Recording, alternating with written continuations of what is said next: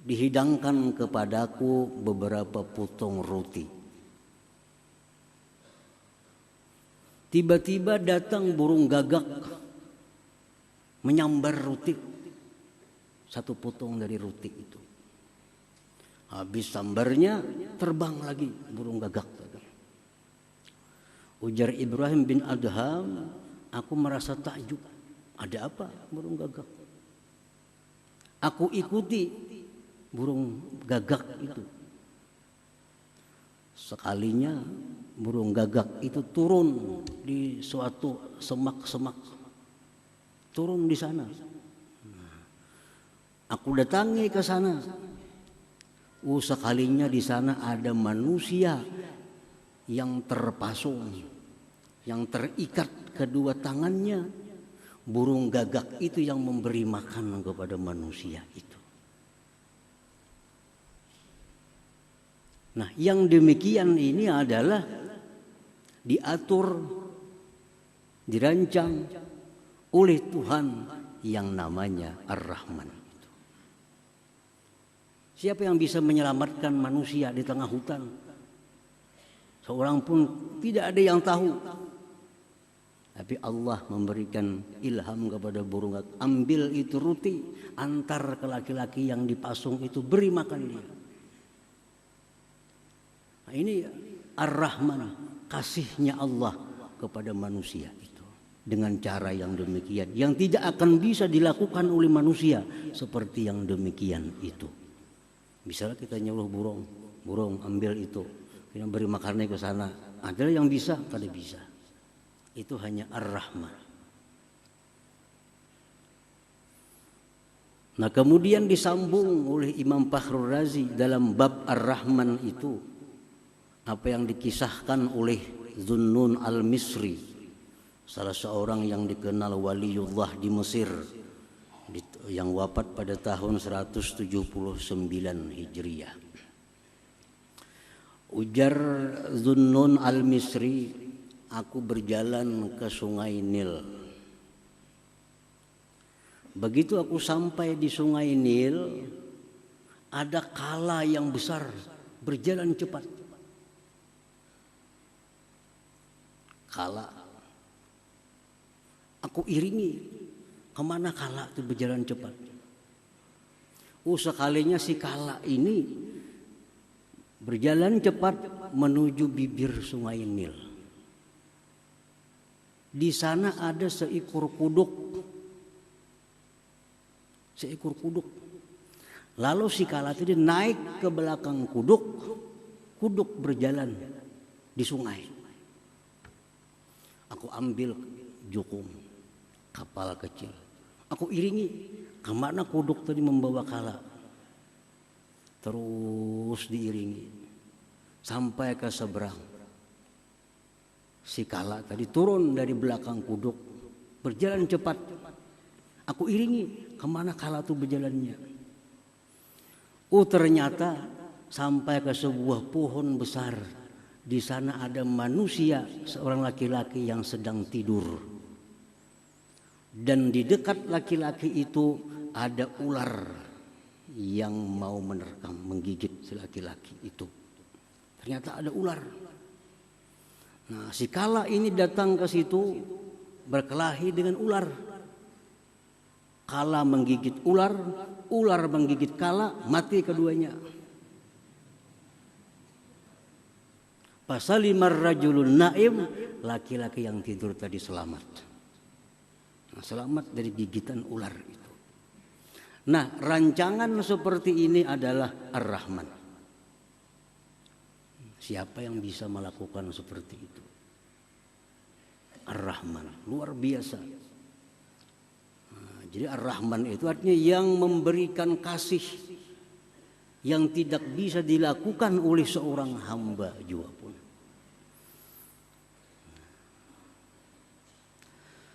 Para muhibbin rahimakumullah. Ar-Rahman huwa alladhi awsala khairatil hayy ilal mayyit. Ar-Rahman itu yang menyampaikan kebaikan-kebaikan yang hidup kepada yang mati. Orang yang sudah mati masuk kubur, disiksa dalam kubur oleh karena doa atau harapan yang hidup, dalam kubur itu diringankan azabnya atau diangkat azabnya. Nah, ini adalah Ar-Rahman. Ar-Rahman. Siapa manusia bisa? Orang di dalam kubur disiksa, siapa yang kau menyelamatkan? Kada kawa.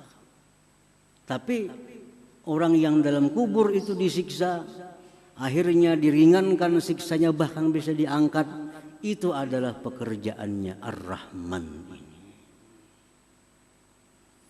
Dalam sebuah hadis disebutkan, marra Rasulullah sallallahu alaihi wasallam ala qabrain faqal innahuma la yu'azzaban wa ma yu'azzabani fi kabir amma hadza fakana la yastatiru min bawlih wa amma hadza fakana yamshi bin namimah thumma da'a bi asibin ratbin fashaqqahu bithnain fawarasa ala hadza wahida wa ala hadza wahida thumma qala la'allahu yukhaffafu anhuma ma lam yaybasa.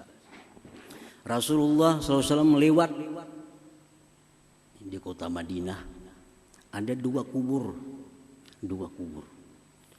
Ujar Nabi lawan sahabat, ini orang yang dalam kubur ini kedua-duanya sedang disiksa.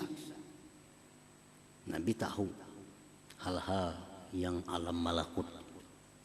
Ini disiksa. Padahal ujar Nabi, ini orang disiksa bukan karena perkara yang besar. Artinya perkara yang begitu mudah dia hindari di dalam dunia. Satu ini jar Nabi disiksa di kubur karena kada hati-hati kencing. Bekamih kada hati-hati. Akhirnya najis dibawa sembahyang yang jadi kada sah. Nah, bekamih kada hati-hati. Nah, akibatnya dikubur, disiksa. Hal kecil. Ada yang satu ini ujar Nabi disiksa di kubur karena dia suka anjur atar. Kabar sini bawa ke sana, panas orang sana mendengar.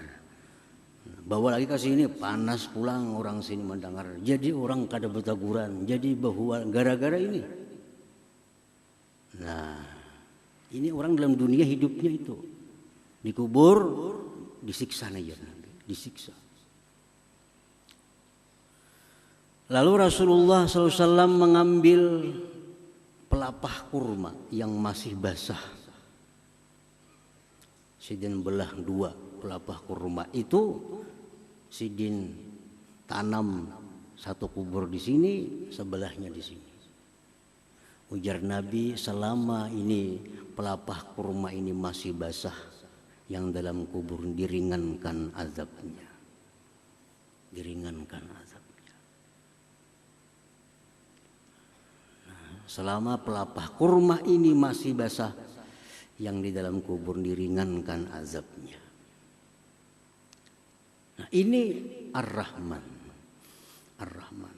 Ar-Rahman adalah Tuhan yang meringankan azab orang yang dalam kubur karena kebaikan-kebaikan orang yang hidup di alam dunia ini. Nah, manusia kada bisa, kada kawa. Orang disiksa di kubur, kawalah kita membantu, kada kawa, kada bisa. Tapi Ar-Rahman bisa. Orang yang sedang diazab di dalam kubur, anaknya berdoa, Allahumma ghfirli wali walidayya, ya Allah ampuni dosaku, dosa orang tuaku.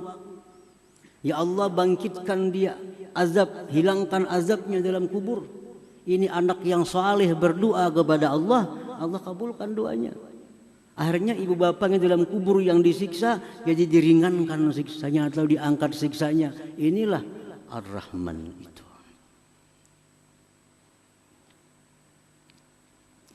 Para muhibbin rahimakumullah. Nah, jadi sesudah kita tahu bahwa Ar-Rahman itu sedemikian rupa yang tidak bisa dilakukan oleh manusia siapa jua pun. Al-Mun'im bijalailin ni'am. Ar-Rahman itu adalah yang mengasihkan nikmat yang besar yang tidak bisa dilakukan oleh hambanya. Nah, itu Ar-Rahman artinya. Nah, bila sudah kita yakin demikian artinya Ar-Rahman, nah kita beriman bahwa Ar-Rahman itu demikian artinya, keimanan kita itu akan membuahkan beberapa akhlak di dalam diri kita ini. Nah, kita sudah tahu Ar-Rahman macam itu. Nah, kita beriman, kita percaya bahwa api itu panas. Karena kita beriman itu timbul kelakuan kita menjauh dari api. Kenapa menjauh dari api? Karena kita beriman api itu panas, bisa membakar. Nah, itu buah keimanannya kita menjauh dari api. Itu buah keimanan. Nah, kalau kita beriman kepada Ar-Rahman bahwa Dia mengasihkan nikmat-nikmat yang besar yang tidak bisa dilakukan oleh hambanya, kita beriman itu akan membuahkan beberapa akhlak mulia di dalam diri kita. Imam Al-Ghazali rahimahullah mengatakan, apa buahnya?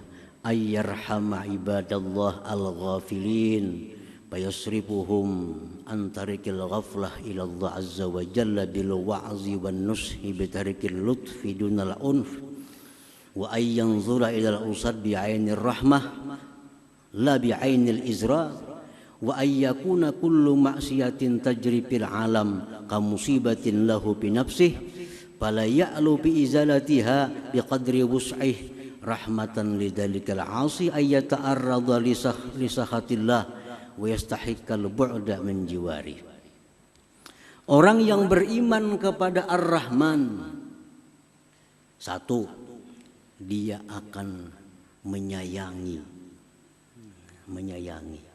hamba-hamba Allah yang lalai kepada Allah. Dia akan sayang kepada hamba-hamba Allah yang meninggalkan Allah, yang menentang Allah. Dia sayang. Dia arahkan mereka itu ke jalan Allah dengan nasihat yang lemah lembut. Jadi melihat orang yang maksiat, melihat orang yang menentang Allah, dia kasihan, dia sayang, lalu dia ajak ke jalan yang benar dengan cara yang lemah lembut. Pertama itu. Yang kedua, dia memandang kepada orang yang maksiat itu dengan pandangan kasih sayang, bukan pandangan menghinakan. Melihat orang maksiat itu kasihan, bukan murka, bukan menghinakan. Yang ketiga, bahwa adalah tiap-tiap maksiat yang terjadi, yang dia lihat itu adalah musibah pada dirinya sendiri. Setiap dia melihat ada orang maksiat, dia menganggap itu musibah bagi diriku. Maka dia berusaha untuk menghilangkannya dengan sekedar kemampuannya karena sayang kepada orang yang maksiat itu. Para muhibbin rahimakumullah. Jadi orang yang sudah mengenali Ar-Rahman, sudah beriman kepada makna-makna Ar-Rahman, dia akan selalu mengajak orang-orang yang maksiat untuk ke jalan Allah dengan lemah lembut dan memandang mereka dengan pandangan kasih sayang, dan lagi menganggap bahwa maksiat yang dilakukan inya itu adalah musibah bagi diriku. Nah, para muhibbin rahimakumullah, beberapa contoh Rasulullah SAW sebagai nabi yang sangat beriman kepada Ar-Rahman itu. Disebutkan dalam sebuah hadis an Abi Umamah radhiyallahu anhu qala inna syabban ata an-nabiyya sallallahu alaihi wasallam faqala ya Rasulullah i'dhan li bizina fa aqbala al-qaum alayhi fazajaru wa qalu mah qalat nuh padana minhu qariban faqala fajalasa qala atuhibbu li ummik qala la wallah ja'alani Allah bidak qala walan nas yuhibbuna ka ummahatihim li ummahatihim qala atuhibbuhu li ibnatik qala la wallah ya Rasulullah ja'alani Allah fidak qala wala nas yuhibbuna li banatihim ila akhir hadis. Rasulullah SAW waktu berkumpul dengan sahabat, tiba-tiba datang seorang pemuda. Pemuda ini berkata, ya Rasulullah izan li bizzina. Wahai Rasul, izinkan ulun untuk melakukan zina.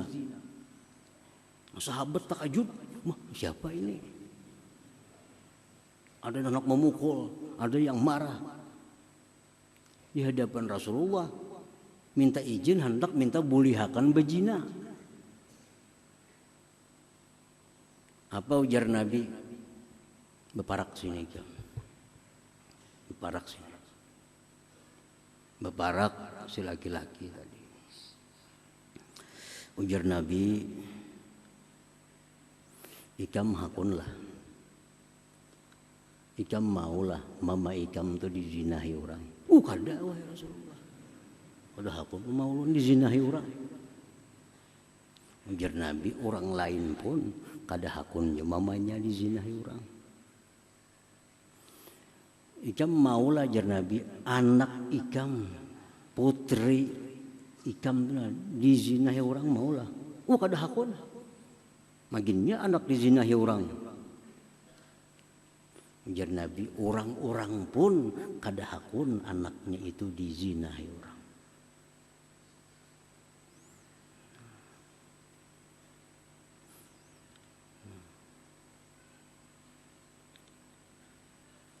Ikam jar Nabi hakunlah acil ikam, ading abah ikam, ading mama ikam dizinahi orang.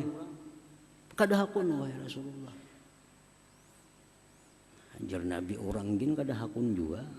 Orang lain pun kada mau juga acil-acilnya dizinahi orang. Lalu Rasulullah SAW meletakkan tangan kepada laki-laki tadi. Sidin doakan Allahumma tahhir qalbah wa ghfir dzambah wa hassin farjah. Ya Allah, bersihkan hati ini orang.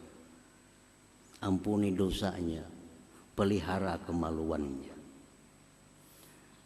Laki-laki itu berkata, setelah aku keluar dari tempat itu, tidak ada sesuatu yang aku benci selain daripada zina itu. Nah, ini cara dakwahnya Rasulullah. Rasulullah beriman kepada Ar-Rahman. Lalu dakwah beliau agar kembali ke jalan Allah dengan cara yang demikian.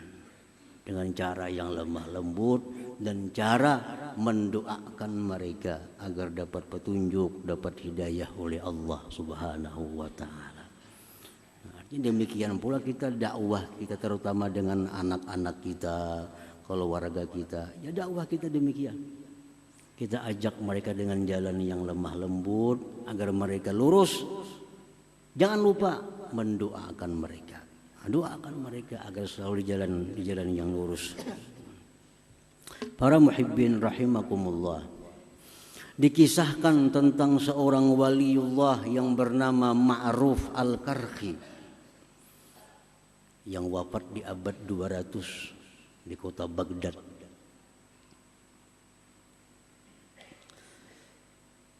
Kana Ma'ruf Al-Karhi 'ala Dajlah wa nahnu ma'ah idh marra bi aqwamun ahdath bi zawrakin yughannun wa yadribuna bid-duf faqulna lahu ya Aba Mahfuz ama tara haula fi hadzal bahr ya'suna Allah azza wa jalla ud'u Allah 'alaihim qala farafa'a yada ila as-sama' faqala ilahi wa sajidi Allahumma inni as'aluka an tuparrihahum fil akhirah kama farrahtahum fid dunya. Ma'ruf Al-Karhi dengan murid-muridnya di tepi sungai Tigris di Baghdad. Di Baghdad itu ada 2 sungai yang terkenal, satu sungai Furat, 2 sungai Tigris atau Dajlah. Satu hari beliau duduk di sungai, di tepi sungai itu dengan murid-muridnya. Tiba-tiba ada kapal lewat, isinya pemuda-pemuda main musik. Main musik di kapal, pemuda-pemudi.